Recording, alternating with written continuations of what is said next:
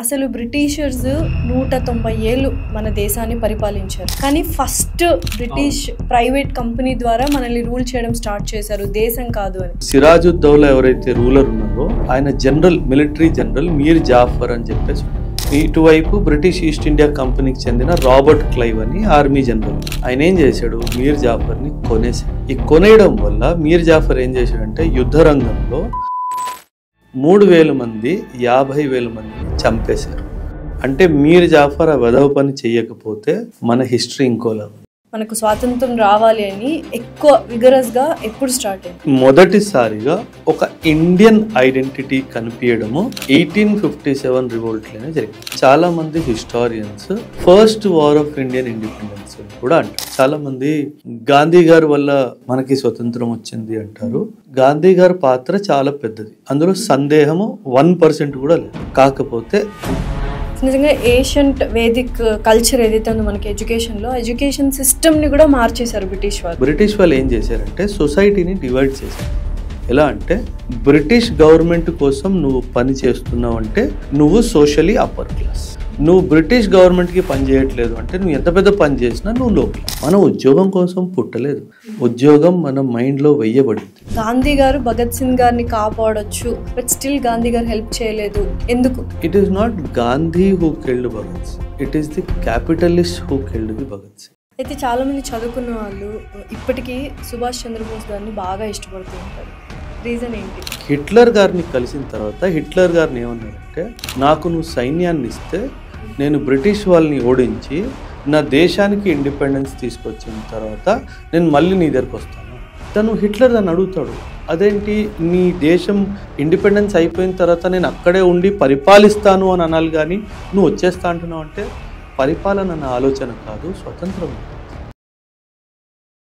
ముందుగా ప్రేక్షకులందరికీ స్వాతంత్ర దినోత్సవ శుభాకాంక్షలు. Happy Independence Day. Yes, 79 years of independence. నిజంగా మీకు, నాకు, మొత్తం భారతీయులందరికీ Independence Day, freedom fighters and అక్కడ జరిగిన కాన్స్పిరసీస్, కాన్ఫ్లిక్ట్స్ అన్నీ తెలుసా? తెలుసుకోవాల్సిన బాధ్యత మనకుంది. Because we are proud Indians. And 79 years of independence, 79 ఏళ్ళ నుంచి మనం స్వేచ్ఛా వాయువులు పీలుస్తున్నాము అంటే దానికి కారణం ఫ్రీడమ్ ఫైటర్స్. నిజంగానే ఇండిపెండెన్స్ వచ్చిందా అనే విషయాలు చాలా క్లియర్గా, చాలా స్పష్టంగా మాట్లాడడానికి ఒక వ్యక్తి వచ్చారు. అసలు he is the right person. And మన అందరికీ తెలుసు మేజర్ ఒబ్రాయ్ సార్. ఆయన్ని ఇండిపెండెన్స్ డే గురించి, బ్రిటిషర్స్ పరిపాలన గురించి అండ్ అలాగే మన ఫ్రీడమ్ ఫైటర్స్ గురించి తెలుసుకునే ప్రయత్నం చేద్దాం. డెఫినెట్లీ ఫుల్ వీడియో కంపల్సరీ చూడండి. నమస్తే సార్. నమస్తే మ్యామ్, ఎలా ఉన్నారు? All good, all good. Happy Independence Day. Thank you very much ma'am. Happy Independence Day to you and Jai Hind to all your viewers. అసలు నిజంగా చిన్నపిల్లలు ఇండిపెండెన్స్ డే అనగానే, చిన్నపిల్లలు, సాఫ్ట్వేర్ ఇంజనీర్స్ ఎవరైనా హాలిడే అని ఫిక్స్ అయిపోతూ ఉంటారు, పబ్లిక్ హాలిడే. అసలు నిజంగా మనం ఇండిపెండెన్స్ డేని ఎలా సెలబ్రేట్ చేసుకోవాలి? ఫస్ట్ ఆఫ్ ఆల్ అసలు ఇండిపెండెన్స్ డే అంటే ఏంటి అన్న విషయము పిల్లలకి చెప్పాలి. స్కూల్ పిల్లలకి, కాలేజ్ పిల్లలకి. అంటే celebration, yes, Independence Day is a day to celebrate. At the same time మన కంట్రీ ఈరోజు పార్టీషన్ కూడా అయింది. సో చాలామంది హిస్టారియన్స్ దీన్ని ఇండిపెండెన్స్ డే కాకుండా పార్టీషన్ డే అని కూడా అంటారు. సో ఆ పార్టీషన్ హిస్టరీ ఏంటి, మనకి బ్రిటిష్ వాళ్ళ పరిపాలన నుంచి ఎలా మనకి పొలిటికల్ ఫ్రీడమ్ వచ్చింది, మన ఫ్రీడమ్ ఫైటర్స్ ఎవరు, ఎన్ని ప్రాణాలు పోయాయి, ఎంత కష్టపడితే ఈ స్వాతంత్రం వచ్చింది, ఈ విషయాలన్నీ పిల్లలకి చెప్పాలి. సో ఇది హాలిడే కాదు, ఖచ్చితంగా ఆ రోజు స్కూల్స్ ఉండాలి. స్కూల్స్లో మార్నింగ్ నుంచి ఈవినింగ్ వరకు ఒక్కొక్క ఆస్పెక్ట్ ఆఫ్ మన ఇండియన్ ఫ్రీడమ్ స్ట్రగుల్ కానీ, ఇండియన్ నేషనల్ మూమెంట్ కానీ దాని గురించి చెప్పాలి. కానీ దరిద్రం ఏంటంటే ఇది ఒక హాలిడేలా మారిపోయింది. సో ఇంకా చాలా మందికి independence day and republic day difference చాలా మందికి తెలియదు. అసలు ఏంటి difference? Ma'am, actually independence day ఏంటంటే బ్రిటిష్ వాళ్ళ పరిపాలన అయిపోయి మన పరిపాలన మనం చేసుకున్నాం. అంటే డెమోక్రసీ వచ్చింది, మనకి వాళ్ళ నుంచే ఫ్రీడమ్ వచ్చింది. ఇది 15th August 1947కి జరిగింది. కాకపోతే 1946 నుంచే మన రాజ్యాంగం రాసుకోవడం ఆ పని మొదలైంది. 26th January 1950 రోజు ఈ రాజ్యాంగం మనం ఏదైతే రాసుకున్నామో దాన్ని అడాప్ట్ చేసుకున్న రోజు. ఓకే. అందుకే దీన్ని రిపబ్లిక్ డే అంటారు. రిపబ్లిక్ అనే పదానికి అర్థం ఏంటంటే ఎవరైతే మన హెడ్ ఆఫ్ ది స్టేట్ ఉంటారో, లైక్ మన ఇండియాలో president is the head of the state. మన ప్రెసిడెంట్ ఒక మోనార్క్ కాదు, ఒక ఫ్యామిలీకి చెందిన వాళ్ళు కాదు, డెమోక్రాటికలీ ఎలెక్టెడ్ పర్సన్. ఆ కంట్రీని రిపబ్లిక్ కంట్రీ అంటారు. అందుకే 26th January 1950 రోజు మన దేశము రిపబ్లిక్ అయింది. అందుకే జెండా వందనం మనం వెళ్తాం కదా స్కూల్కి. 15th August అయితే జెండా కింద నుంచి పైకి వెళ్తుంది. 26th January అయితే జెండా మధ్యలో ఉంటుంది. ఎందుకంటే ఆల్రెడీ మనకి స్వతంత్రం వచ్చింది కాబట్టి. 15th August 1947లో ఏంటి, బ్రిటిష్ ఫ్లాగ్ దింపి మన ఫ్లాగ్ని పైకి తీసుకురావడం జరిగింది. అండ్ 26th January 1950 ఏంటి, ఆల్రెడీ మన ఫ్లాగే ఉంది. సో దాన్ని హాఫ్ మాస్ట్ నుంచి పైకి తీసుకు. సో అందుకే రిపబ్లిక్ డేని అన్ఫ్లరింగ్ అంటారు. రిపబ్లిక్ డే ఫ్లాగ్ని ఏదైతే తీస్తారో దాన్ని అన్ఫ్లరింగ్ అంటారు. అండ్ 15th August దాన్ని హాయిస్టింగ్ అంటారు. అందుకే ఈ రెండు పదాలు తేడా. ఇవన్నీ విషయాలు పిల్లలకి చెప్పాలి. అంటే ఏమైపోతుందంటే మ్యామ్, పిల్లలకి అంటే నేను బాధ్యత లేదు అని నేను అనట్లేదు మ్యామ్. కాకపోతే మనకు స్వతంత్రం ఎలా వచ్చిందో దాని విలువ ఏంటో, మనం ఎంత పోరాడితే స్వతంత్రం వచ్చిందో, ఎన్ని ప్రాణాలు పోతే స్వతంత్రం వచ్చిందో పిల్లలకి తెలియదు. పిల్లలే కాదు, పెద్దవాళ్ళకు కూడా చాలా మందికి తెలియదు. అంటే we belong to a generation 1950 తర్వాత ఎవరైతే పుట్టారో వాళ్ళకి దీని గురించి అంత అవగాహన లేదు. మీరు ఒక విషయం గమనించారో లేదో మ్యామ్, మీ పేరెంట్స్ కానీ మా పేరెంట్స్ కానీ వీళ్ళు ఏ జనరేషన్కి బిలాంగ్ అయ్యారంటే అంత రిసోర్సెస్ లేవు. అందుకే వాళ్ళలో మీకు న్యాచురల్గా జాగ్రత్త కనిపిస్తుంది. బట్టలే కానివ్వండి, వాళ్ళ సామాన్లే కానివ్వండి, పుస్తకాలే కానివ్వండి, కిచెన్లో గిన్నెలే కానివ్వండి, పొదుపుగా వాడుకోవడము, జాగ్రత్తగా వాడుకోవడం. ఈ జనరేషన్ 80s 90s తర్వాత పుట్టిన జనరేషన్ పొదుపు మీకు కనిపించదు. Probably 80s generation is the last generation. వాళ్ళలో కొంచెమైన రిఫ్లెక్షన్, ఇది మనం జాగ్రత్త, ఇది మన వస్తువు, మన చైల్డ్హుడ్ లో చూసుంటాం. అందుకే ఇవాళ రేపు పిల్లలు, ఎందుకంటే ఇప్పుడు ప్లెంటీ చాలా ఉంది కాబట్టి ఆ జాగ్రత్త పోయి.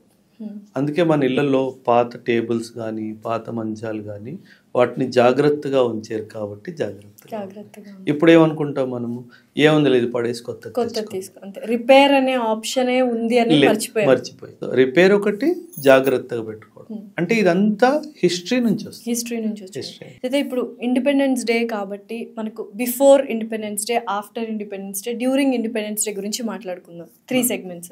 సో ఫస్ట్ది, అసలు బ్రిటిషర్స్ 190 ఏళ్ళు మన దేశాన్ని పరిపాలించారు. 1 కాదు 2 కాదు, 190 ఏళ్ళు. కానీ ఫస్ట్ స్టార్ట్ అయింది ఒక కంపెనీ ద్వారా, బ్రిటిష్ ప్రైవేట్ కంపెనీ ద్వారా మనల్ని రూల్ చేయడం స్టార్ట్ చేశారు, దేశం కాదు అని. ఎలా స్టార్ట్ అయింది? అంత బలహీనంగా ఉండేవాళ్ళమా మనం ఇండియాలో? అంటే బలహీనత కాదు మ్యామ్, ఐకమత్యం. అంటే 1757లో బ్రిటిష్ ఈస్ట్ ఇండియా కంపెనీ అనే ప్రైవేట్ కంపెనీ, మీరు అన్నట్టుగా ఒక ప్రైవేట్ కంపెనీ 1757లో కోల్కతా దగ్గర ఉన్న మన రాజుతో, సిరాజుద్దౌలా, ఆయనతో బ్యాటిల్ ఆఫ్ ప్లాసీ అని ఫైట్ చేశాము 1757లో. ఆయనని ఓడించి మన మీద పరిపాలన స్టార్ట్. 1757 నుంచి 1857 వరకు మన భారతదేశం అంటే ఒక దేశము ఒక ప్రైవేట్ కంపెనీ కింద ఉంది. కంపెనీ పరిపాలించింది దేశాన్ని. అది చాలా దురదృష్టం.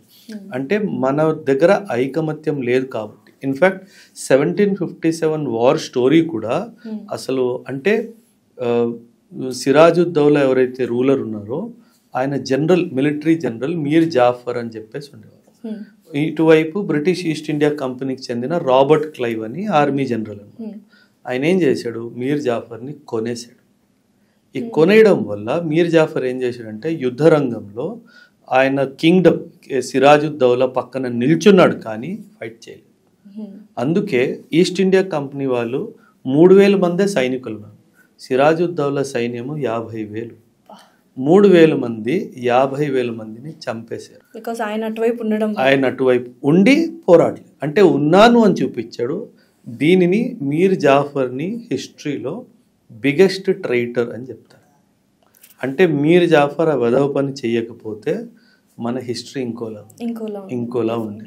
సో 1757 నుంచి 1857 దాదాపు 100 ఏళ్ళు ఈస్ట్ ఇండియా కంపెనీ మన మీద పరిపాలన. సో 100 ఏళ్ళ తర్వాత 1857 రివోల్ట్ అనేది వచ్చింది. అది ఎందుకు ఫెయిల్ అయింది? అంటే ఫెయిల్ ఎందుకు అయింది అంటే మ్యామ్, మేజర్గా అప్పటి వరకు ఒక నేషనలిజం అన్న డైమెన్షన్ లేదు. ఎలా అంటే మరాఠా వాళ్ళు మరాఠా కింగ్డమ్ నాది, మద్రాస్ వాళ్ళు మద్రాస్ నాది, నార్దర్న్ కింగ్డమ్ వాళ్ళు నార్దర్న్ కింగ్డమ్ మాది అన్నట్టుగా. ఇన్ఫ్యాక్ట్ మహారాజా రంజిత్ సింగ్ 1799 నుంచి 1839 వరకు ఆయన పరిపాలన 40 ఇయర్స్. హిస్టరీ ఏమంటుందంటే మహారాజా రంజిత్ సింగ్ దగ్గర ఏషియా సెకండ్ లార్జెస్ట్ ఆర్మీ ఉంది. ఆయన తలుచుకుంటే ఒక్కొక్క బ్రిటిషర్స్ని పిట్టల్ని కాల్చినట్టు కాల్చి పారేసేవాడు. కాకపోతే నాకెందుకు అని అనుకున్నారు. ఎందుకంటే Maratha is a southern Kingdom, western Kingdom, Madras is a southern Kingdom, నాకెందుకు అంటే ఆ ఐకమత్యం లేకపోవడం కానీ. అండ్ మేబీ మహారాజా రంజిత్ సింగ్ అనిపించవచ్చు, నా వైపు రాలేదు కదా, నా వైపు వచ్చినప్పుడు చూద్దాము, నేను ఎందుకు అన్నెసెసరీ బ్రిటిషర్స్కి నేను ఉన్నాను అని చెప్పడం. అప్పుడు నా దేశం అనే ఫీల్ చాలా, దేశం అనే రాజ్యం మోర్ ఇంపార్టెంట్. అప్పట్లో మనము ఇప్పుడు ఒక ఐడెంటిటీ ఆఫ్ ఇండియా ఎలాగైతే ఇప్పుడు ఉందో అప్పట్లో లేదు. అందుకనే లోకల్ రాజులు వాళ్ళ రాజకీయాలు కాబట్టి. ఇన్ఫాక్ట్ బ్రిటిష్ వాళ్ళు చేసింది ఏంటి మ్యామ్, ఒకళ్ళ మీద ఒకళ్ళని డివైడ్ అండ్ రూల్ అంటారు. ఆ డివైడ్ అండ్ రూల్ ని చాలా బ్యూటిఫుల్ గా చేసి లాస్ట్ వరకు. ఇన్ఫాక్ట్ మ్యామ్, మీరు I don't know how much you studied history, British east India company మన దేశం అంతటిని కన్సాలిడేట్ చేసి బ్రిటిష్ వాళ్ళ చేతిలో పెట్టి. This is what exactly happened. అప్పుడు బ్రిటిష్ వాళ్ళు 1857 రివోల్ట్ మీరు అన్నట్టుగా అప్పటి నుంచి 1947. సో యాక్చువల్గా చూస్తే బ్రిటిష్ కంట్రీ పరిపాలన ఇండియా మీద 90 సంవత్సరాలు మాత్రం, కానీ బ్రిటిష్ ఈస్ట్ ఇండియా కంపెనీ పరిపాలన మాత్రం 100 సంవత్సరాలు. మ్యామ్ చాలా కరప్షన్ జరిగింది. ఒక అంచనా ప్రకారము 1757 నుంచి 1857 మధ్యలో బ్రిటిష్ ఈస్ట్ ఇండియా కంపెనీ వాళ్ళు ఈ రోజు 8 ట్రిలియన్ ఇండియన్ రూపీస్ అంత డబ్బు, ఎంతో బంగారము, ఎంతో సిల్వరు, డైమండ్స్, జ్యువెలరీస్ ఇవన్నీ తీసుకెళ్ళారు. సో నిజంగానే అప్పుడు India is the richest country in the nation, అంటే ఇన్ ద వరల్డ్ 100%. అసలు ఒక్క 1% కూడా ఇందులో డౌట్ లేదు. మ్యామ్, రాబర్ట్ క్లైవ్ పేరు నేను తీసుకున్నాను కదా, ఒక స్టోరీ ఉంది మ్యామ్. రాబర్ట్ క్లైవ్ ఏమంటాడంటే, రాబర్ట్ క్లైవ్ కోల్కతాని లూట్ చేసుకొని 3 షిప్పులు నిండుగా బంగారం ఇంగ్లాండ్ తీసుకెళ్తాడు. 3 షిప్స్ అంటే అవి సాధారణమైన షిప్పులు కూడా కాదు, పెద్ద పెద్ద షిప్స్లో 3 షిప్పులు నిండుగా బంగారం తీసుకెళ్ళాడు. అప్పుడు బ్రిటిష్ పార్లమెంట్లో ఆయన గురించి మాట్లాడినప్పుడు, ఏ దేశాన్ని నువ్వు లూట్ చేసుకొని తీసుకొచ్చావంటే, ఒక దేశం కాదు, ఒక రాజ్యం కాదు, ఒక నగరం నుంచి తెచ్చారు. అంటే ఒక అంచనా వాళ్ళు వేసుకున్నారు, ఒక నగరంలో ఇంత బంగారం, ఇంత వాల్యూస్ ఉన్నాయి అంటే ఆ దేశంలో ఎంత డబ్బు అక్కడ మొదలై. యాక్చువల్లీ శశి థరూర్ గారు కూడా ఒక వీడియోలో చెప్పడం జరిగింది, మొత్తం బంగారం ట్రెజరీ అంతా ఇండియా నుంచి తీసుకెళ్లారు. అవును మ్యామ్, శశి థరూర్ గారు చాలా బుక్స్ రాశారు, ఇండియన్ నేషనల్ మూవ్మెంట్ మీద కానీ, ఇండియా బ్రిటిష్ రూల్ మీద కానీ చాలా బుక్స్ రాశారు. ఆయన చాలా స్పష్టంగా ఒక్కొక్క విషయము, అంటే ఎలా మన ఎకానమీని వీళ్ళు నాశనం చేశారు. తనే కాదు మ్యామ్, హిస్టారికలీ దాదాబాయి నౌరోజీ గారు drain of wealth, Indian wealth, ఆ కాన్సెప్ట్ మీద బ్రెయిన్ డ్రెయిన్ కూడా మాట్లాడారు, drain of wealth from India అని కూడా మాట్లాడారు. చాలా విషయాలు చెప్పారు మ్యామ్. డబ్బే కాదు, బంగారమే కాదు. ఇన్ఫ్యాక్ట్ బ్రిటిష్ వాళ్ళు ఇంకో వెధవ పని చేసేవాళ్ళు మ్యామ్. ఎలా అంటే మన ఇండియన్స్ని బానిసలుగా తీసుకెళ్ళేవారు. అంటే వీళ్ళు బానిసల్ని చాలా తెలివిగా, ఎందుకంటే అప్పట్లో స్లేవరీ ఉంది, స్లేవరీ ఉంది కాబట్టి మన ఇండియన్ మేల్స్ని ఎస్పెషలీ స్లేవ్స్ లాగా తీసుకెళ్ళేవారు. దాన్ని ఇండెంచర్డ్ లేబర్ అంటారు. తీసుకెళ్ళి బ్రిటన్కి తీసుకెళ్ళలేదు మ్యామ్, వీళ్ళ కాలనీస్ వేరే వేరే కాలనీస్ ఎక్కడైతే ఉండేవో అక్కడ ఇండియన్ స్లేవ్స్ని వాడేవారు.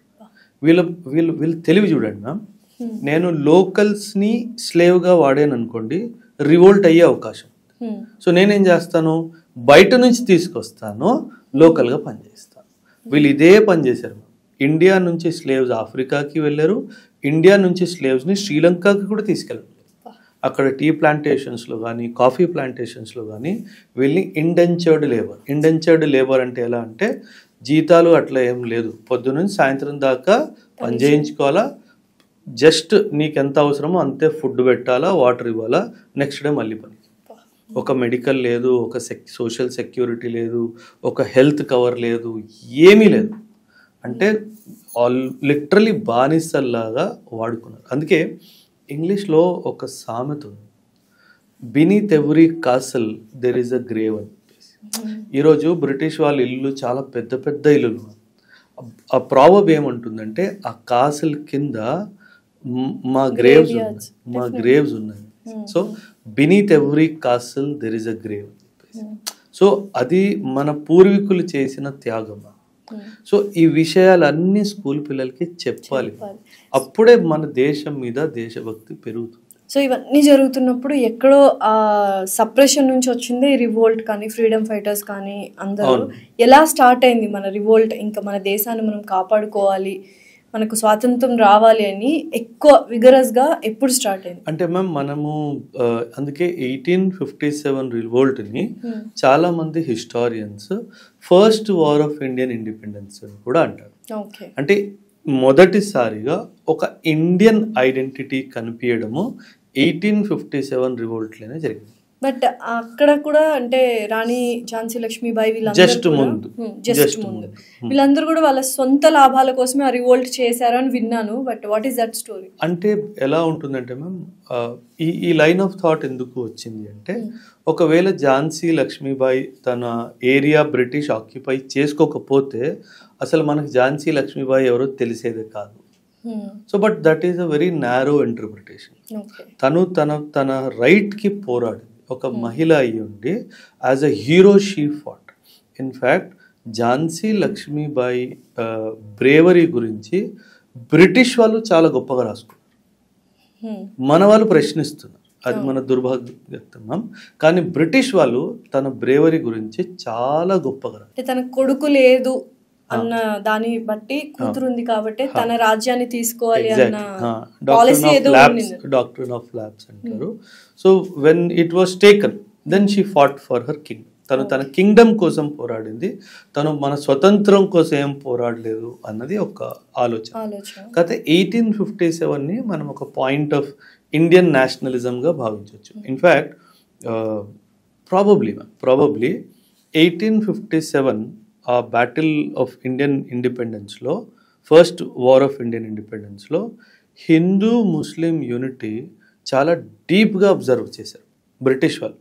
సో బ్రిటిష్ క్యాబినెట్కి ఒక విషయం ఏం అర్థమైపోయిందంటే 1857 వార్ తర్వాత రెండు విషయాలు జరిగాయి. బ్రిటిష్ వాళ్ళకి ఒక విషయం ఏం అర్థమైందంటే ఇంకా బ్రిటిష్ ఈస్ట్ ఇండియా కంపెనీకి ఇవ్వడానికి వెళ్ళారు. సో బ్రిటిష్ ఇండియా కంపెనీని వెనక్కి పంపించేసి వీళ్ళు బ్రిటిషర్స్ డైరెక్ట్గా కంట్రోల్ తీసేసుకున్నారు. సో అందుకే 1857 to 1947 మాత్రమే, ఈ 90 సంవత్సరాలు మాత్రమే బ్రిటిష్ పరిపాలన మన మీద. రెండోది ఏం జరిగిందంటే బ్రిటిష్ వాళ్ళకి వీళ్ళు ఎప్పుడైనా సరే మ్యామ్ ఇలా రివోల్ట్లు జరిగిన తర్వాత కూర్చొని వీళ్ళు ఆలోచిస్తారు అసలు ఇది ఎందుకు జరిగింది. అందులో మొట్టమొదటి పాయింట్ వీళ్ళకి అర్థమైంది ఏంటంటే వీళ్ళలో ఐకమత్యం చాలా గట్టిగా ఉంది. ముస్లిమ్స్లోను హిందూస్లోను మిగతా బిలీఫ్ సిస్టమ్స్లో కూడా ఐకమత్యం చాలా ఎక్కువగా ఉంది, దీన్ని బ్రేక్ చేయాలి. సో అప్పటి నుంచి ఆ హిందూ ముస్లిం డివిజన్ని చాలా స్ట్రాంగ్గా బ్రిటిష్ వాళ్ళు ఒక స్టేట్ పాలసీ లాగా తీసుకురావడం స్టార్ట్. అయితే నాకు ఇక్కడ అర్థం కాని విషయం ఏంటంటే బ్రిటిష్ ఆర్మీ మన ఇండియాలో 60,000 మంది మాత్రమే ఉన్నారు, రైట్? బ్రిటిష్ ఇండియన్ ఆర్మీ అయితే 25 లక్షల మంది ఉన్నారు, 25 కోట్ల ఇండియన్స్ ఉన్నారు. కానీ ఎందుకు వాళ్ళని ఎదిరించలేకపోయారు ఈ 25 లక్షల మంది British Indian army? British army వాళ్ళు బ్రిటిష్ సిటిజన్స్ ఒక 60,000 మంది, ఇండియన్ రాజుల దగ్గర తీసుకున్న సైనికుల సంఖ్య 25 లక్షలు మీరు అన్నట్టుగా. కాకపోతే వీళ్ళు ఏం చేసేవాళ్ళంటే మ్యామ్ నేను మరాఠా నుంచి ట్రూప్స్ని తీసుకున్నాను అనుకోండి, వాళ్ళని పంజాబ్లో పెట్టాను. పంజాబ్లో ట్రూప్స్ తీసుకున్నాను అనుకోండి, వాళ్ళని మద్రాస్లో పెట్టారు as a British officer. And వీళ్ళు ఇండియన్ సోల్జర్స్ని ఆఫీసర్ పొజిషన్స్ ఇవ్వలేదు. సో ఆ 60,000 మంది ఎవరైతే బ్రిటిషర్స్ ఉన్నారో వాళ్ళు senior officers, middle level officers వాళ్ళు ఉన్నారు. సో వాళ్ళు రూల్ చేసేవాళ్ళు, వాళ్ళు చెప్పేవాళ్ళు, కమాండ్స్ పాస్ చేసేవాళ్ళు. సో కంప్లీట్ కంట్రోల్ వాళ్ళు ఎస్టాబ్లిష్ చేసేవారు. అందుకే 60,000 మంది 25 లక్షల మంది మీద శాసనం చేశారు. వాళ్ళ సహాయంతో మీరు అన్నట్టుగా 25-30 crores ఇండియన్ పాపులేషన్ని కంట్రోల్ చేశారు. మనం చూడండి, అసలు ఇప్పుడు మనకి నవ్వుగా అనిపిస్తుంది, బట్ అప్పట్లో చూడండి, అంటే మన మనుషుల్ని తీసుకొని మన మీదే శాసనం చేశారు. అంటే ఎంత దరిద్రం మ్యామ్ అసలు, అంటే ఈ రోజుల్లో ఊహించలేదు. అప్పట్లో 100 సంవత్సరాలు జరిగింది. ఏంటి ఒక అమాయకత్వమా, భారతీయుల్లో ఉన్న అమాయకత్వం కాదు మ్యామ్, ఐకమత్యం లేకపోవడం. ఇన్ఫ్యాక్ట్ ఆ తర్వాతనే మ్యామ్ చాలా మంది గాంధీ గారి వల్ల మనకి స్వతంత్రం వచ్చింది అంటారు. గాంధీ గారి పాత్ర చాలా పెద్దది, అందులో సందేహము 1% కూడా లేదు. కాకపోతే ఆయన వల్లే వచ్చింది అని చెప్పడం కూడా ముమ్మాటికి తప్పు. నిజంగానే, అంటే మీరు అన్నట్టు ఈ పాడ్కాస్ట్ చేసే ముందు కొంచెం డిస్కషన్స్ జరిగిన తర్వాత నాకు అర్థమైంది ఏంటంటే, గాంధీ గారి వల్ల మాత్రమే ఇండిపెండెన్స్ రాలేదు. There are some other leaders who sacrificed their life.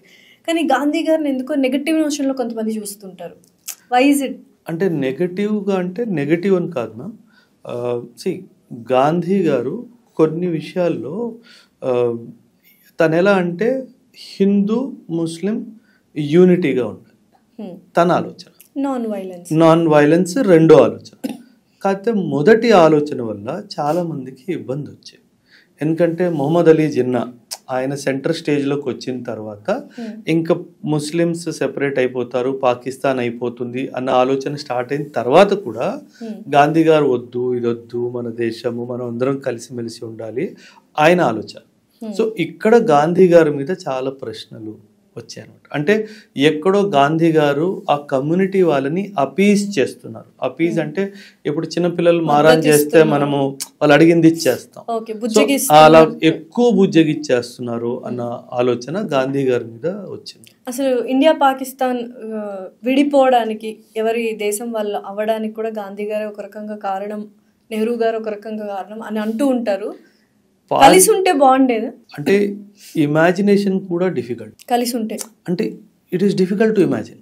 ఎందుకంటే మనం గత 90 సంవత్సరాల నుంచి వాళ్ళని ఒక శత్రు దేశం లాగే చూస్తున్నాం. సో వాళ్ళు మనతో కలిసి ఉండడము మనకి ఆలోచనలు కూడా రావట్లేదు అంటే బ్రిటిష్ వాళ్ళు 1857లో ఎంత స్ట్రాంగ్గా పనిచేసి ఉండాలి. సో మన దేశానికి చెందిన వాళ్ళ మీద మనకే ద్వేషం వచ్చినట్టు 90 సంవత్సరాలు చేసి పార్టీషన్ చేసి వదిలేశారు.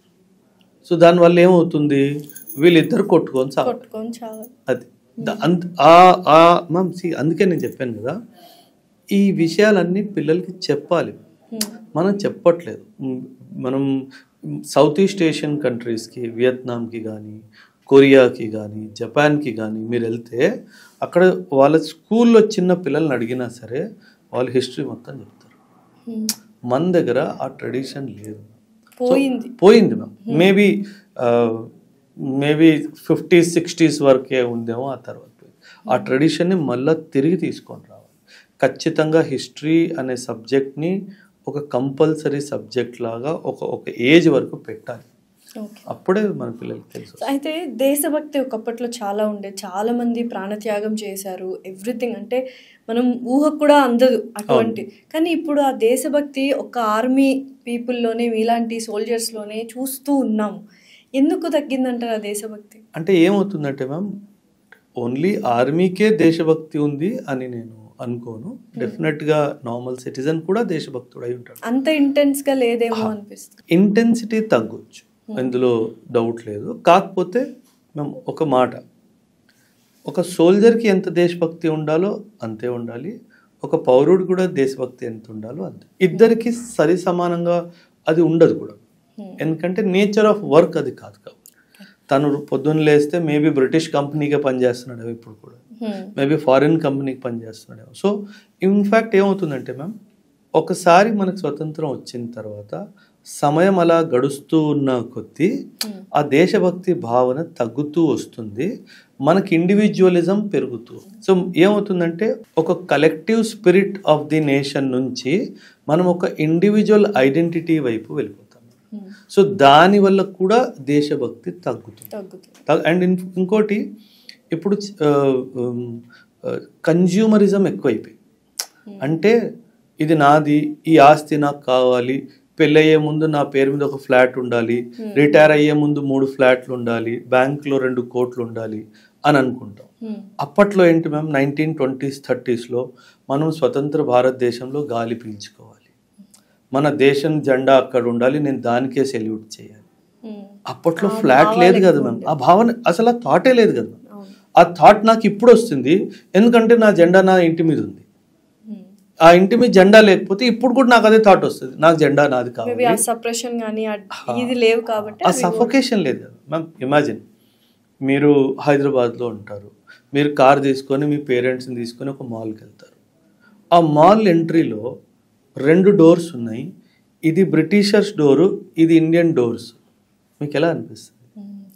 బాధేస్తుంది. ఇన్ఫ్యాక్ట్ బ్రిటిష్ వాళ్ళు మనల్ని కింద చూపించడానికి చాలా ప్లేసెస్లో బోర్డులు ఏం పెట్టేవారు తెలుసా?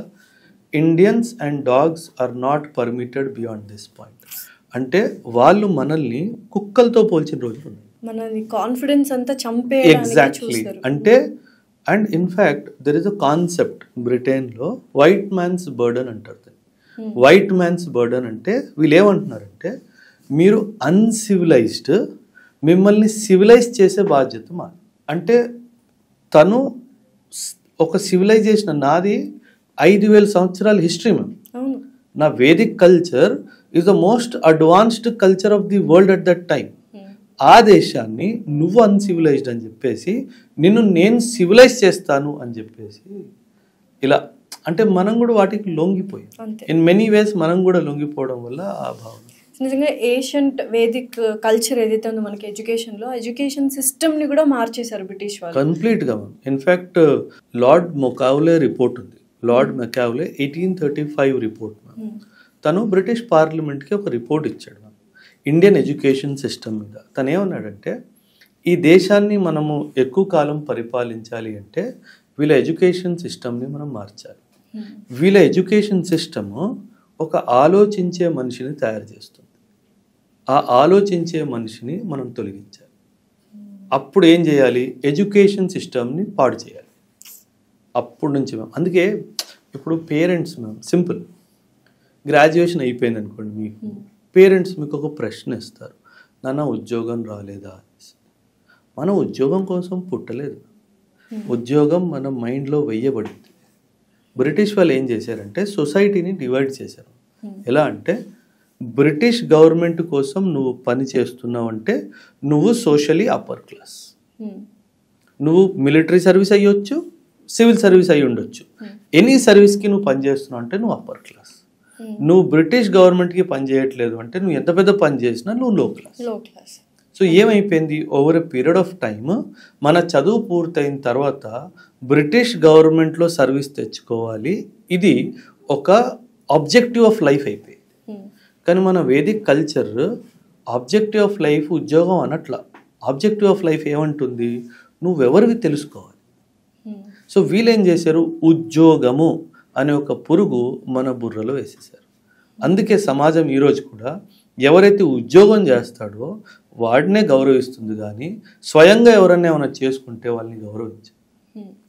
నేను చెప్పాను అనుకోండి, ఐఎమ్ అన్ IAS ఆఫీసర్ అని చెప్పాను అనుకోండి, నాకు 100 పెళ్లి సంబంధాలు వస్తాయి. నాది ప్రైవేట్ బిజినెస్ అండి అని చెప్పాను అనుకోండి, రావు. ఎందుకంటే ఆ యాక్సెప్టెన్స్ లేదు. ఉద్యోగం ఉంటేనే పిల్లని ఇస్తాం, అది కామన్ థింగ్. సో ఆ ఉద్యోగం అన్నది మన మైండ్లో వెయ్యబడింది. అండ్ ఇన్ఫ్యాక్ట్ ఇప్పుడున్న జనరేషన్ పిల్లలు చాలా lucky ma'am. I'm an 80s kid, okay. అప్పట్లో బిజినెస్ అనే పదం కూడా నెగటివ్. వినలేదు కాదు, విన్నాము.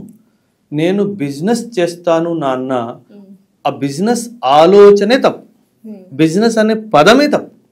సో మైండ్ని అలా బ్రెయిన్ వాష్ చేశారు. సో అలా మన మైండ్ని వీళ్ళు 200 years ఒక విధంగా కంట్రోల్ చేశారు, వాళ్ళు వెళ్ళిపోయిన తర్వాత ఇంకో విధంగా కంట్రోల్.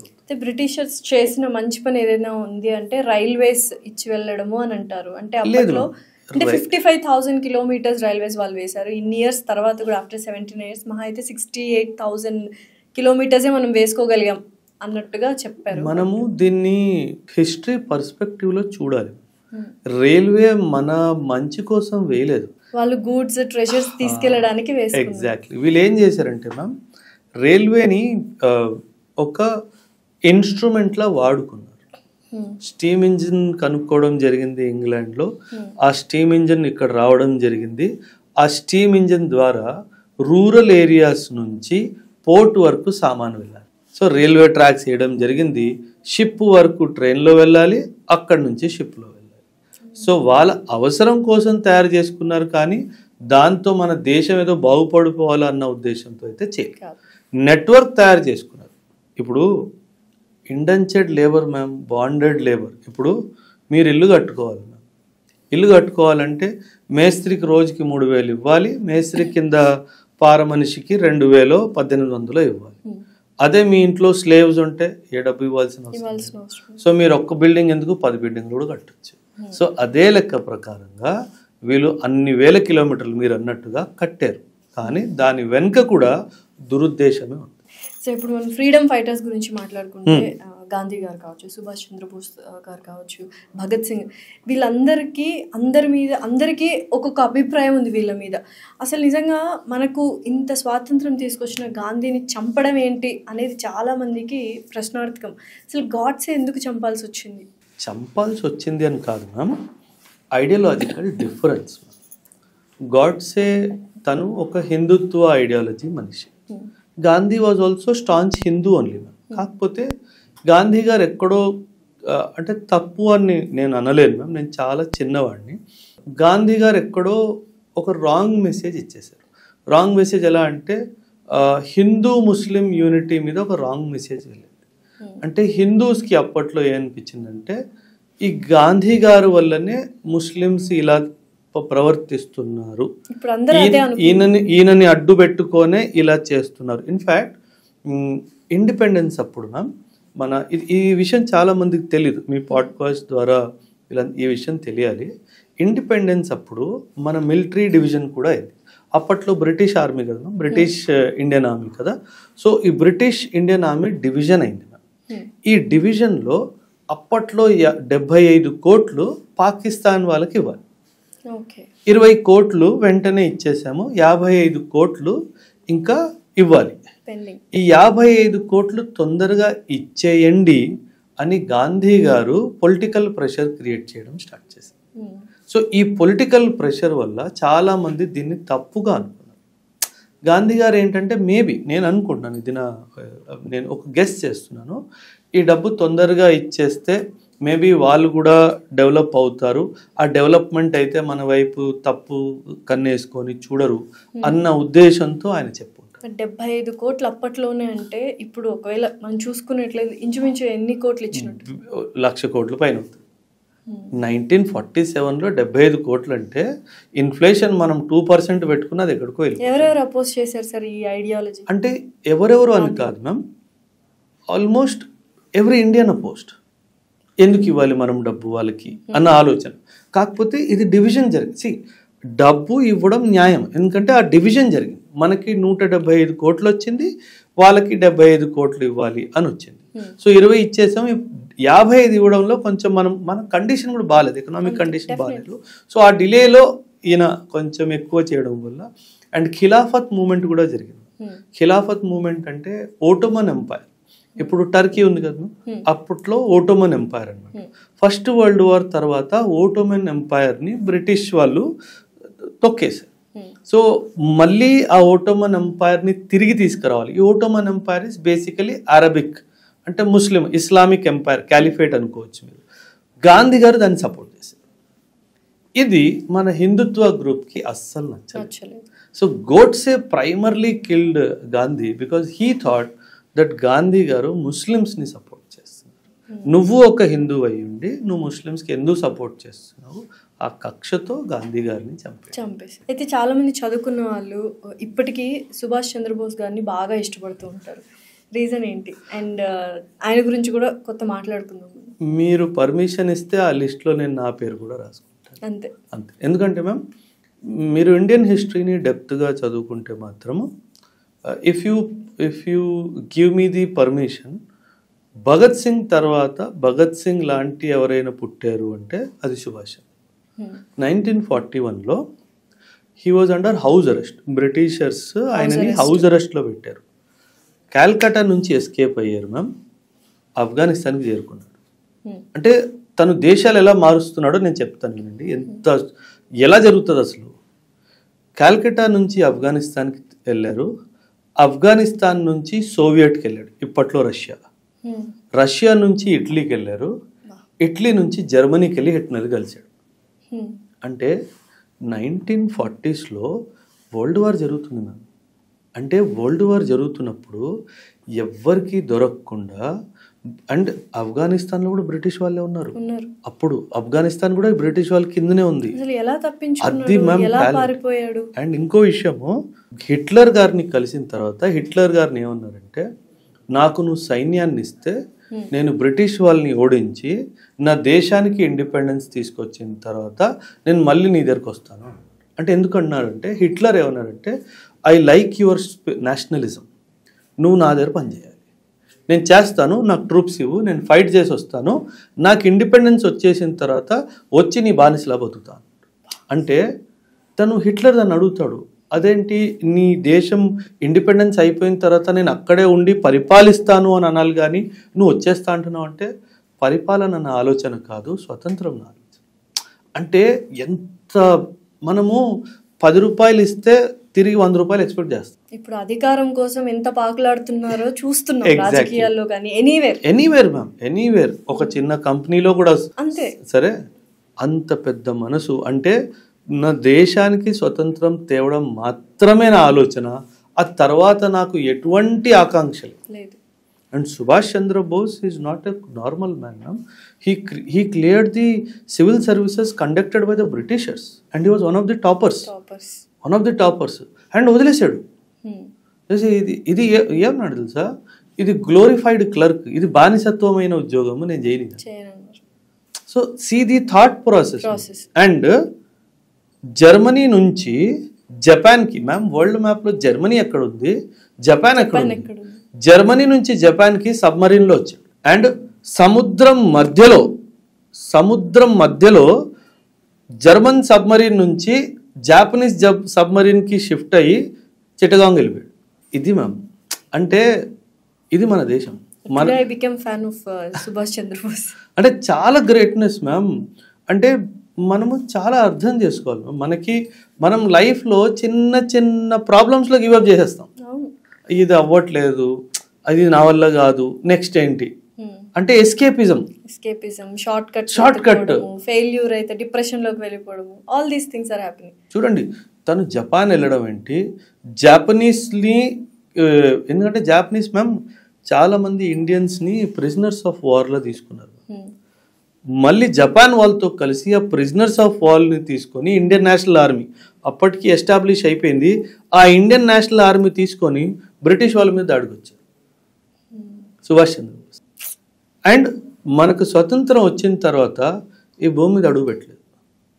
తైవాన్లో ఒక ఎయిర్ క్రాష్లో చనిపోయారు అని ఒక రిపోర్ట్, కానీ చాలామంది చెప్తారు ఆయన తర్వాత he would have gone to Germany.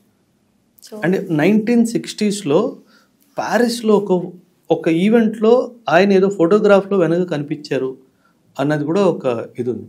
అంటే మిస్టరీ అంటే అదృశ్యం అయిపోయారు అంతే, చనిపోయినట్టు కూడా తెలియదు, ప్రూఫ్ లేదు. సుభాష్ చంద్రబోస్ గారి మరణము biggest mystery in the modern world history. అసలు ఆయన నిజంగానే చనిపోయారా, ఆ తైవాన్లో ఎయిర్ క్రాష్లో ఆయన ఏరోప్లేన్లో ఉన్నారా లేదా ఎవరికి తెలియదు. అలా క్రియేట్ చేసి జర్మనీ వెళ్ళిపోయారో లేదు అయి ఉండొచ్చు. ఇందాక భగత్ సింగ్ గారి గురించి మాట్లాడాం కదా, అసలు నిజంగానే ఒక టైంలో గాంధీ గారు భగత్ సింగ్ గారిని కాపాడగలే సామర్థ్యము గాంధీ గారికి ఉంది. ఒక మాట చెప్తే ఆయన జైలు నుంచి వచ్చేసేవాళ్ళు, బట్ స్టిల్ గాంధీ గారు హెల్ప్ చేయలేదు. ఎందుకు? అంటే మ్యామ్ నేను కూడా కాలేజ్లో ఉన్నప్పుడు నేను కూడా ఇదే ఆలోచనతో ఉండేవాడిని. కానీ it is not Gandhi who killed Bhagat Singh, it is the capitalist who killed the Bhagat Singh. Ideology ma'am please అర్థం చేసుకోండి. Bhagat Singh socialism, socialism, Hindustan republic association socialism. తనేమంటారంటే క్లాస్లెస్ సొసైటీ. క్యాపిటలిస్ట్ ఏంటి? వాణిజ్యం, డబ్బు. 1927లో FICCI, federation of Indian chamber of commerce of India, FICCI ఇది establish అయిపోయింది ఇండియాలో 1927. అంటే క్యాపిటలిస్టిక్ రూట్స్ ఇండియాలో 1927లోనే వచ్చేసాయి. అండ్ ఈ FICCI ఎస్టాబ్లిష్ చేసింది గాంధీ గారు రికమెండేషన్ మీదనే, జీడి బిర్లా గారు. సో గాంధీ గారు ఒక విధంగా మనం అనుకోవచ్చు క్యాపిటలిజంని సపోర్ట్ చేశారు, ఒక విధంగా, నాట్ కంప్లీట్లీ, ఒక విధంగా. భగత్ సింగ్ గారు మాత్రము సోషలిజంని సపోర్ట్ చేస్తున్నారు. తను బ్రతికిపోతే ఖచ్చితంగా ఫ్యాన్ బేస్ అంతా సోషలిజం అది అవ్వకుండా ఉండడానికి. సో అందుకని ఖచ్చితంగా గాంధీ గారి వల్లే భగత్ సింగ్ చనిపోయారు అనడానికి లేదు, అదే విధంగా కాదు అని కూడా లేదు. కానీ ఒక మాట చెప్పుంటే ఆయన బయటకు వచ్చేసేవారు. మాట చెప్పడం అని కాదు, ఐర్విన్కి తను చెప్పాడు. లార్డ్ ఐర్విన్ అప్పట్లో బ్రిటిష్ లీడర్ ఇన్ ఇండియా, తనకి చెప్పడం జరిగింది. కానీ తను ఒప్పుకోలేదు. ఎందుకంటే బ్రిటిష్ ఇస్ ఆల్సో క్యాపిటలిజం కదా. So they would support a capitalistic ideology. సోషలిజంని వాళ్ళు సపోర్ట్ చేయరు. ఎందుకంటే అప్పట్లో USSR, సోవియట్ 1920sలో వచ్చేసింది. వాళ్ళు సోషలిస్టులు అండ్ వాళ్ళు బ్రిటిషర్స్కి 100% శత్రువులు. సో ఇక్కడ ఒక మనిషి సోషలిజం అంటున్నారంటే ఆ మనిషిని వదిలే ప్రసక్తే లేదు. So socialism capitalism rivalry Bhagat సింగ్ని చంపేసింది, కానీ గాంధీ గారు కాదు. అయితే ఈ మాట అన్న తర్వాత నాకు ఒకటి గుర్తొచ్చింది, అండ్ మేబీ ఇది కాంట్రవర్సీ క్వశ్చన్ కూడా అవ్వచ్చు. కాంగ్రెస్ పార్టీ ఎక్కడో బ్రిటిష్ వాళ్ళు స్టార్ట్ చేశారు అని విన్నాను. బ్రిటిష్ వాళ్ళు అని అనడానికి లేదు మ్యామ్.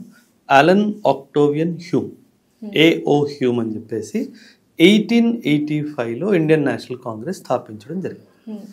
ఈ AO హ్యూమ్ ఎవరైతే ఉన్నారో తను ఎవరో కాదు, బ్రిటిష్ సివిల్ సర్వెంట్. సో ఆ పక్షంలో తీసుకుంటే మీరు అన్న స్టేట్మెంట్ కరెక్ట్. ఇన్ఫ్యాక్ట్ ఒక థియరీ ఉంది మ్యామ్, అంటే పిల్లలు కూడా చదువుతారు, మేము హిస్టరీలో నేర్పిస్తాము, సేఫ్టీ వాల్ థియరీ అని చెప్పేసి. 1857లో రివోల్ట్ జరిగింది కదా మ్యామ్. ఈ రివోల్ట్కి ముఖ్యమైన కారణము బ్రిటిష్ వాళ్ళు కనుక్కున్నారు ఏంటంటే, ఒకటి హిందూ ముస్లిం ఐకమత్యం నేను చెప్పాను కదా ఇందాక. రెండో కారణం వాళ్ళు ఏం కనుక్కున్నారంటే, వీళ్ళకి పొలిటికల్గా వాళ్ళ అభిప్రాయాలు చెప్పుకోవడానికి ఏ ప్లాట్ఫామ్ లేదు. సో వీళ్ళకి ఒక పొలిటికల్ ప్లాట్ఫామ్ ఇస్తే ఇది రివోల్ట్ అవ్వదు అని ఒక ఆలోచన. సో ఆ పొలిటికల్ ప్లాట్ఫామ్ ఇవ్వడానికి బ్రిటిష్ వాళ్ళు చెప్తే AO హ్యూమ్ స్టార్ట్ చేసింది ఇండియన్ నేషనల్ కాంగ్రెస్ అని ఒక సేఫ్టీ వాల్ థియరీ. సో అయితే ఇంకొక విషయం ఏంటంటే, అమెరికా అప్పట్లో బ్రిటన్ దేశాన్ని ప్రెషర్ చేసింది ఇండియాకి ఇండిపెండెన్స్ రావాలి అని. ఇందులో అమెరికా స్వార్థం ఏంటి? చాలా పెద్ద స్వార్థం మ్యామ్. 1945 వరల్డ్ వార్ 2 జరిగింది. 1939 నుంచి 1945 6 సంవత్సరాలు వరల్డ్ వార్ 2 జరిగింది. ఈ వరల్డ్ వార్ 2 తర్వాత వరల్డ్ 2 భాగాల్లో విడిపోయింది. ఒకటి క్యాపిటలిస్ట్ బ్లాక్ అంటారు, ఇంకోటి కమ్యూనిస్ట్ బ్లాక్ అంటారు. క్యాపిటలిస్ట్ బ్లాక్ వచ్చేసి అమెరికా నేతృత్వంలో, కమ్యూనిస్ట్ బ్లాక్ వచ్చేసి రష్యా నేతృత్వంలో, అప్పట్లో USSR అనేవాళ్ళు. సో ఒకవైపు క్యాపిటలిజం, ఒకవైపు కమ్యూనిజం. బ్రిటిష్ మన అమెరికన్ వాడి ఆలోచన ఏంటంటే, బ్రిటిష్ మీద ప్రెషర్ ఎందుకు పెట్టాడంటే, India is a big country, India is a big country, నా వల్ల ఇండియాకి ఇండిపెండెన్స్ వచ్చింది అని తెలిస్తే ఇండియా ఖచ్చితంగా నా బ్లాక్కి జాయిన్ అవుతుంది. సో ఇది మనం ఇదేదో దయా కరుణ ఏం కాదు. అండ్ వాళ్ళ ఆ మాస్టర్ ప్లాన్ కూడా 1-2 ఇయర్స్ కాదు, master plan for next 500 years. ఎందుకంటే ఇండియా ఒక క్యాపిటలిస్ట్ కంట్రీలా మారింది అనుకోండి. నేను చెప్పే కదా 1927లో ఆల్రెడీ FICCI ఎస్టాబ్లిష్ అయిపోయింది. ఇండియా క్యాపిటలిస్ట్ కంట్రీ అయిపోతే ఏంటి, మనం ట్రేడ్ చేసుకోవచ్చు. సో ఈ ట్రేడ్ పార్ట్నర్ దొరుకుతాడు, ఐడియాలజికల్ పార్ట్నర్ కూడా దొరుకుతాడు. సో ఆ డైమెన్షన్లో ఇన్ఫ్యాక్ట్ అమెరికన్ గవర్నమెంట్ మీద ma'am 18th 19th early 20th century, 18th century 19th century earlier 20th century, ఈ 3 centuries lot of Sikh community people were settling in America. అమెరికాలో Canada అక్కడ agricultural land ఉండేది. America is very big country size ప్రకారంగా. So ఈ Sikh community పీపుల్ని తీసుకెళ్ళి అక్కడ farming చేయించేవారు. సో వీళ్ళు over a period of time వీళ్ళు చాలా పెద్ద ఏమంటారు డబ్బు కలిగిన వాళ్ళు అయిపోయారు. సో వీళ్ళందరూ అమెరికన్ గవర్నమెంట్ మీద ప్రెషర్ పెట్టడం స్టార్ట్ చేశారు. మా దేశానికి ఇండిపెండెన్స్ ఇప్పించు. సో అమెరికా బ్రిటిష్ మీద పెట్టడం మనకు స్వతంత్రం రావడం. కాకపోతే ఇది కంప్లీట్ ఆన్సర్ కాదు. అంటే దానివల్ల మనకి స్వతంత్రం రాలేదు. మనకి స్వతంత్రం రావడానికి in fact British prime minister Clement Atlee, మనము ఇండిపెండెన్స్ అయినప్పుడు క్లెమెంట్ అట్లీ అని బ్రిటిష్ ప్రైమ్ మినిస్టర్, తను ఏమన్నాడు తెలుసా, మీరు అనుకున్నట్టు మేము గాంధీ గారి వల్ల మేము మీకు ఇండిపెండెన్స్ ఇవ్వట్లేదు, సుభాష్ చంద్రబోస్ వాళ్ళు ఇచ్చారు. The British Prime Minister himself told that the independence to India got hastened. అంటే మేము ఎప్పుడో 1950లోనో 1955లో ఇద్దాం అనుకున్నాము, ఈ సుభాష్ చంద్రబోస్ వల్ల మాకు తొందర ఇవ్వాల్సి వచ్చింది. అంటే సుభాష్ చంద్రబోస్ గారు ఇండియన్ నేషనల్ ఆర్మీ అది చేశారు కదా మ్యామ్, అనేది ట్రయల్స్ జరిగాయి మ్యామ్. ఆబ్వియస్లీ మీరు జపాన్ సపోర్ట్ తీసుకొని బ్రిటిష్ ఇండియా మీద అటాక్ చేశారు కదా, ఆ బ్రిటిష్ ఇండియా మీద అటాక్ చేసిన తర్వాత వాళ్ళు ఓడిపోయారు. సో ఆ తర్వాత ఓడిపోయిన తర్వాత కోర్ట్ మార్షల్ అవుతుంది మ్యామ్ అందరికీ, దాన్ని ఐఎన్ఏ ట్రయల్స్ అంటారు. ఈ ఐఎన్ఏ ట్రయల్స్లో చాలా మందికి శిక్షలు పడ్డాయి. అప్పుడు నేషనలిజం స్టార్ట్ అయింది. అండ్ ఇది ఇలాగా ఉండగా రాయల్ ఇండియన్ నేవీలో మ్యూటినీ స్టార్ట్ అయింది. అంటే బ్రిటిష్ ఇండియన్ నేవీలో మ్యూటినీ స్టార్ట్ అయింది. ఆ మ్యూటినీలో 20,000 మంది సోల్జర్స్ పైగా 78 షిప్స్లో మేము మీ కింద పనిచేయమని చెప్పేసి. సో ఈ మ్యూటినీ అంటే డిఫెన్స్ సర్వీసెస్లో మ్యూటినీ అవగానే బ్రిటిష్ వాళ్ళకి ఒకటి అర్థమైపోయింది ఏంటంటే ఇంకా మనం ఇండియాలో ఉండలేదు. So Gandhi is not the responsible, Subhash Chandrabose is the responsible for the independence. So but ఇప్పుడు సుభాష్ చంద్రబోస్ గారి గురించి మన దేశంలో ఆయన పేరు తప్పితే ఎవరికేం తెలుసు? అంటే బ్యాక్ ఎండ్ లో చాలా చేశారు, అంటే ఇంకా చాలా తెలుసుకోవాలి. చాలా ma'am, they are the real sons of the soil. They are the real sons కదా మ్యామ్. వాళ్ళ ఇండివిజువాలిటీని పక్కన పెట్టి నాకు దేశమే ముఖ్యం అన్న వాళ్ళ గురించి కదా మనం చదువుకోవాలి. డెఫినెట్లీ. ఇప్పుడు నేను గాంధీ గారిని కూడా చాలా కొలుస్తాను. ఎందుకు అంటే మ్యామ్, ఈరోజు నెహ్రూ గారి ఫ్యామిలీ అనగానే ఇందిరాగాంధీ గారు, రాజీవ్ గాంధీ గారు, ఇప్పట్లో ఉన్న రాహుల్ గాంధీ గారు, వీళ్ళందరూ వస్తున్నారు. అసలు గాంధీ గారు, మన మహాత్మా గాంధీ గారు, అసలు వాళ్ళ ఫ్యామిలీ మెంబర్స్ ఎక్కడున్నారు? అంటే వీళ్ళు ఏంటంటే మనకి స్వతంత్రం వచ్చిన తర్వాత నేను ప్రైమ్ మినిస్టర్ అవుతా, నేను ప్రెసిడెంట్ అవుతా అని ఎప్పుడు చెప్పలేదు. అందుకే మనం అంత గౌరవంగా, అంత ఇష్టంగా ఆయన్ని ఫాదర్ ఆఫ్ ది నేషన్ అంటాం. ఎందుకంటామంటే ఆయనకి ఎటువంటి పొలిటికల్ ఆస్పిరేషన్స్ లేవు, కేవలం నా దేశానికి నేను ఇండిపెండెన్స్ ఇప్పించాలి, అందుకే కదా ఆయన్ని ఫాదర్ ఆఫ్ ది నేషన్ అంటాం. సో ఇవన్నీ క్యాల్కులేషన్స్ ఉన్నాయి. అంటే మనం ఒకటే పాయింట్ని పట్టుకొని ఈయన మంచి ఆయన చెడ్డ ఆయన అని చెప్పడానికి కూడా లేదు. సార్, జలియన్ వాలా బాగ్ మారణ హోమము 1919లోనే ఎందుకు జరిగింది? 1910లో ఎందుకు జరగలేదు? 1930లో ఎందుకు జరగలేదు? Why this year? World War I 1915 to 1919 జరిగింది. 1914, 1915 to 1919 వరల్డ్ వార్ 1 జరిగింది. వరల్డ్ వార్ 1లో బ్రిటిష్ వాళ్ళు మన ఇండియన్ సోల్జర్స్ని కూడా యూరోప్కి తీసుకెళ్లారు ఫైట్ చేయడానికి, బ్రిటిష్ వాళ్ళ తరపున ఫైట్ చేయడానికి. సో అందులో ఏం జరిగిందంటే బ్రిటిష్ వాళ్ళ తరపున మనం ఫైట్ చేస్తున్నాం కాబట్టి జర్మన్స్ని, ఫ్రెంచ్ వాళ్ళని మన సోల్జర్స్ చంపారు. ఎందులో? World war 1లో. 1918, 1919 వచ్చేసరికి ఈ సోల్జర్స్ అందరూ తిరిగి రావడం జరిగింది. బ్రిటిష్ వాళ్ళకి ఏమనిపించింది అంటే ఇప్పుడు వీళ్ళు నాతో కలిసి ఇంకొక వైట్ మ్యాన్ని చంపాడు కాబట్టి నా మీద భయం తగ్గిపోయింది, నా మీద భయం మళ్ళీ తీసుకురావాలి అంటే, ఆ భయాన్ని మళ్ళీ తీసుకురావాలి అంటే వీడికి నేను రాజుని, నువ్వు స్లేవ్వి అని చెప్పాలి. అది ఎలా చెప్పాలి? నేను నిన్ను చంపుతుంటే నీ ప్రజలందరూ నిన్ను చూడాలి. జలియన్ వాలాబాగ్ ఒక ప్లేస్ ఎలాంటిదంటే అదొక మైదాన్ మ్యామ్. ఒక గేట్, ఎంట్రీ గేట్, అందరూ లోపల ఉన్నారు. ఒక ఎంట్రీ గేట్ని బ్లాక్ చేసి అక్కడ ట్రూప్స్ని పెట్టి బ్రిటిష్ జనరల్ డయర్ కాల్పులు స్టార్ట్ చేశారు. అంటే ఆగకుండా ఒక 10 నిమిషాలు ఎలా పడితే అలాగా చేసేసారు. ఎంతో వేల మంది చనిపోయారు.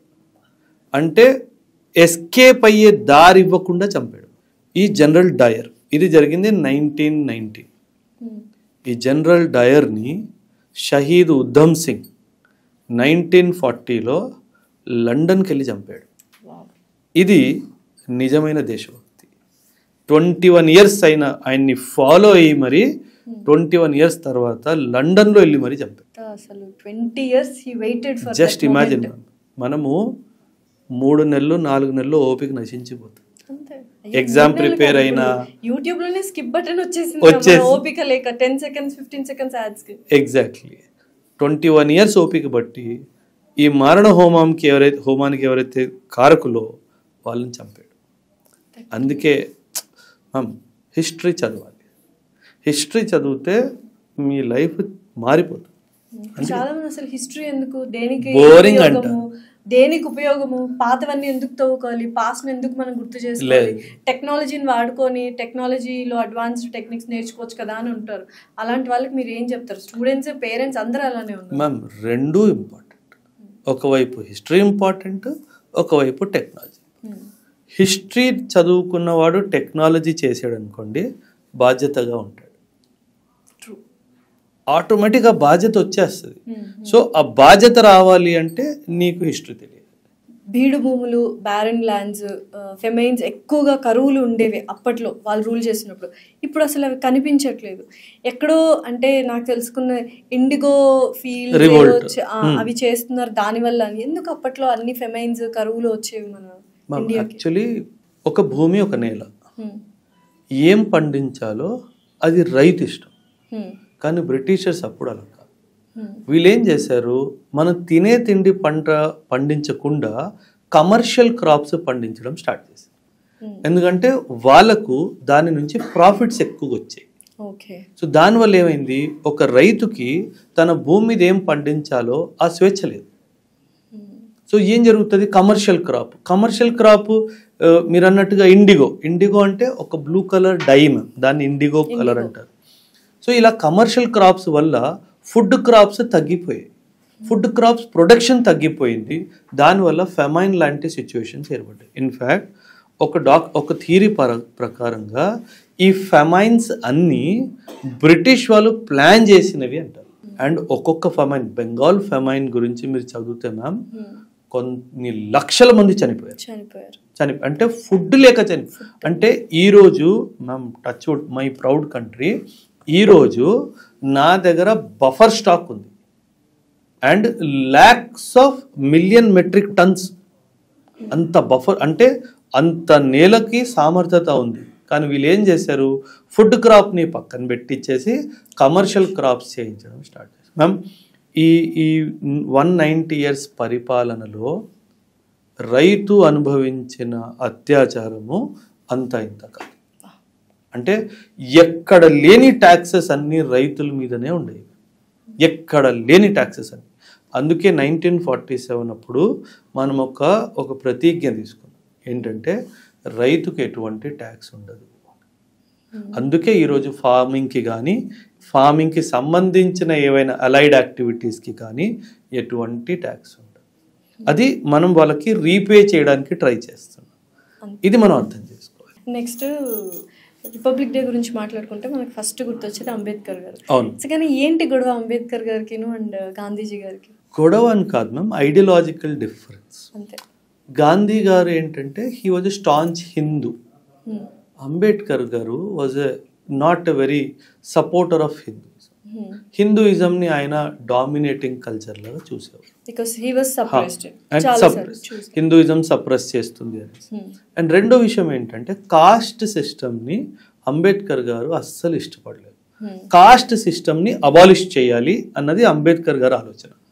గాంధీ గారి ఆలోచన ఏంటంటే రిఫార్మ్ చేయాలి, అబాలిష్ చేయాల్సిన అవసరం లేదు, రిఫార్మ్ చేద్దాము అన్నది ఆయన. బట్ ఇప్పుడు చూస్తున్న సొసైటీస్ ప్రకారము మీరు ఏమనుకుంటున్నారు? అబాలిష్ చేస్తే బాగుండేదా, రిఫార్మ్ చేసుంటే బాగుండేది? అబాలిష్ నేను ఖచ్చితంగా ఈ విషయంలో మాత్రము 100% నేను అంబేద్కర్ గారికి సపోర్ట్ చేస్తాను. ఎందుకంటే ఈ కాస్ట్ సిస్టము మన గాంధీ గారి ఆలోచన ఏంటంటే మ్యామ్, రిఫార్మ్ చేస్తే చాలు, సెపరేట్ అబాలిష్ చేయాల్సిన అవసరం లేదు అన్నది ఆయన ఆలోచన. ఇంకొక విషయం మీద కూడా గాంధీ గారికి అంబేద్కర్ గారికి అభిప్రాయ భేదాలు ఉండేవి. గాంధీ గారు ఎప్పుడు కూడా విలేజ్ సెంట్రిక్ డెవలప్మెంట్ గురించి మాట్లాడేవారు. డెవలప్మెంట్ విలేజ్ నుంచి స్టార్ట్ అవ్వాలి అన్న ఆలోచన గాంధీ గారిది. అంబేద్కర్ గారు ఏమనేవాళ్ళంటే విలేజ్ని కంట్రోల్ చేసేది ల్యాండ్ లార్డ్, ఆ ల్యాండ్ లార్డ్ అప్పర్ కాస్ట్. ఇది తొలిగేంత వరకు విలేజ్లో డెవలప్మెంట్ రావడానికి వీల్లేదు అన్నది అంబేద్కర్ గారి ఆలోచన. అందుకే ఆయన విలేజ్ సెంట్రిక్ కాన్స్టిట్యూషన్ రాయలేదు. అందుకే రాయలేదు, ఎందుకంటే అంబేద్కర్ గారి ఆలోచన ఏంటంటే నువ్వు ఈ కాస్ట్ సిస్టమ్ అబాలిష్ చేయకుండా డెవలప్మెంట్ అంతా అక్కడ కాన్సన్ట్రేట్ చేసేవనుకో, ఇంకా కాస్ట్లో లోవర్గా ఉన్నవాడిని ఇంకా ఘోరంగా తొక్కేస్తారు. ఇంకో విషయం ఏంటంటే అమ్మాయిలు, విమెన్ ఎడ్యుకేషన్, విలేజ్లో హెడ్ మెన్ ఎవరైతే ల్యాండ్ లార్డ్స్ ఉంటారో విమెన్ని ఈక్వల్ ట్రీట్మెంట్ ఇవ్వరు. ఇంకా విమెన్ సబ్జుగేషన్ జరుగుతుంది, అది కాన్స్టిట్యూషనలీ యాజ్ ఎ రైట్ వాళ్ళకి దొరికిపోతుంది అని చెప్పి ఆ ఉద్దేశంతో ఆయన మన రాజ్యాంగము విలేజ్ సెంట్రిక్ రాయలేదు. అందుకే స్వరాజిస్ట్ గవర్నమెంట్ మనకు రావాలి, అంబేద్కర్ గారు దానికి ఒప్పుకోలేదు. అందుకే మన కాన్స్టిట్యూషన్ని అన్గాంధీయన్ ఇన్ నేచర్ అని కూడా అంటారు. Because Ambedkar did not want few things to definitely come. And Ambedkar గారు ఎందుకంటే he was the chairman of the drafting committee. So ఆయన చేతుల్లో ఉంది కాబట్టి ఆయన అది ఒప్పుకోలేదు. 79 ఏళ్ళు అయింది స్వతంత్రం వచ్చి. సో మీ ప్రకారం నిజమైన స్వతంత్రం వచ్చింది అనుకుంటున్నారా? నా ఇండివిజువల్ ఒపీనియన్ నేను ఇస్తాను మ్యామ్. స్వతంత్రం పొలిటికల్గా అయితే 47లోనే వచ్చేసింది, కానీ సోషల్గా ఎకనామిక్గా ఇంకా రాలేదు. సోషల్ అంటే సామాజికంగా కానీ ఆర్థికంగా కానీ ఇంకా రాలేదు, అది రావాలి. ఇన్ఫ్యాక్ట్ ఒక రిపోర్ట్ రీసెంట్గా ఒక రిపోర్ట్ కూడా జారీ అయింది. ఆ రిపోర్ట్ ప్రకారంగా మన ఎకనామిక్ ఇన్ఈక్వాలిటీ అంటే ఆర్థిక ఇన్ఈక్వాలిటీ మన బ్రిటిషర్స్ అప్పుడు ఎంత ఉండేదో దానికంటే ఎక్కువ ఇప్పుడు ఉంది అంటున్నారు. అంటే డబ్బు ఉన్నవాడు ఇంకా బలవంతుడు అవుతున్నాడు, లేనివాడు ఇంకా పేదవాడు అవుతున్నాడు. అంటే just see the figures ma'am. Only 3% of the population of India is holding more than 80% of the wealth. అంటే 3% మంది దగ్గర 80కి పైగా శాతం డబ్బు ఉంది, డబ్బు ఆదాయం వెళ్తుంది. అండ్ బాటమ్ 20 దగ్గర 3% కూడా లేదు. సో ఇన్ఈక్వాలిటీ పెరిగిపోతున్నాం. మనం ఈ ఇన్ఈక్వాలిటీని తగ్గించడానికి ప్రయత్నించాలి. అండ్ సోషల్గా కూడా సామాజికంగా కూడా కొన్ని బాధ్యతలు మనము యాజ్ ఎ కంట్రీ కానీ as a citizen of this country కానీ అవన్నీ నెరవేర్చిన రోజు ఖచ్చితంగా మన దేశం నిజమైన స్వాతంత్రం వచ్చింది అని నేను భావిస్తాను. సో ఈ సిస్టమ్ మీరు ఏదైతే చెప్తున్నారో అది మారుతుందంటారా? అంటే మేము పొలిటికల్ సైన్స్లో ఒక కాన్సెప్ట్ గురించి మాట్లాడతాం, యూటోపియన్ సొసైటీ. అంటే అంతా బాగా ఉంది, first class.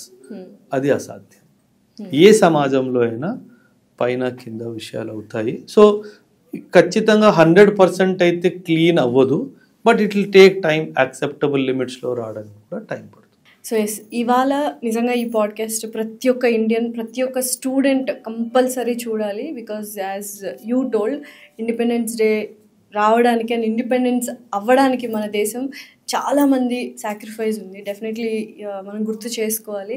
And thanks for giving your wonderful time Oberoi sir. Thanks. Thank you very much ma'am. And Jai Hind to all your viewers. Jai Hind.